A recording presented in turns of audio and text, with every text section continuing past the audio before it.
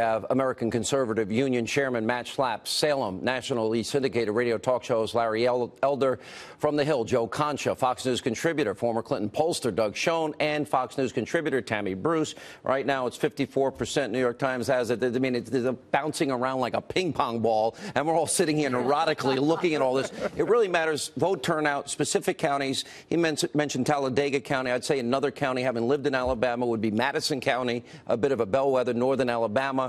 Certain counties, obviously in the north, Roy Moore is going to want to run up the vote as much as he possibly can there. In the Birmingham area, some certain Democratic areas, the same with Doug Jones. What's your take, Tammy? Well, look, I think that one of the big benefits Roy Moore has is the history and the infrastructure of the Republican Party. There has never really been, I think, a competitive race there between the Democrats and Republicans for a couple decades. You also have, they know Roy Moore. What some things may surprise basic Americans not in Alabama.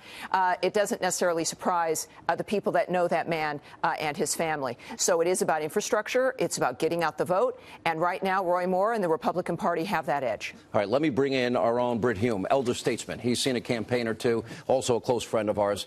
Britt, thanks for being with us. Let's talk about the national implications for a minute. Britt, I know the Republican establishment were dead set against supporting Roy Moore. At the end, they ended up coming in. The president went in, but not in the state. He went close to the state. He also pointed out that for him, with a Senate margin of 52-48, going down to 51-49 becomes intolerable and means you almost need the entire Senate Republican caucus to pass a bill.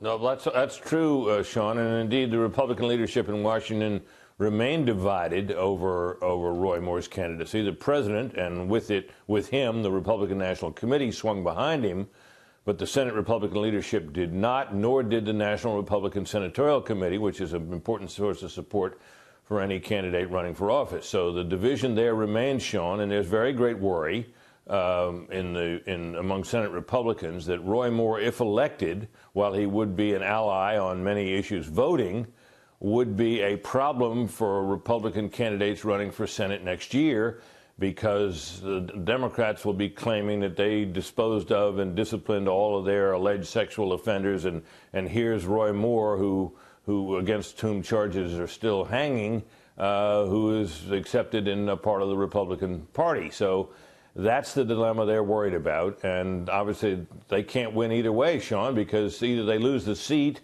or they gain what they think may be an anvil around their necks. If Roy Moore would have pulled this out, and it's very tight according to all exit polls and all the numbers we're seeing early on here, if he were to pull this out, we know the Senate Majority Leader Mitch McConnell has a 10 a.m. scheduled conference with all the Republicans there. If they decide to do an ethics investigation, if they would then aggressively go after Roy Moore and perhaps look to overturn the results of this election, what would be the impact, the results? How would the people of Alabama feel?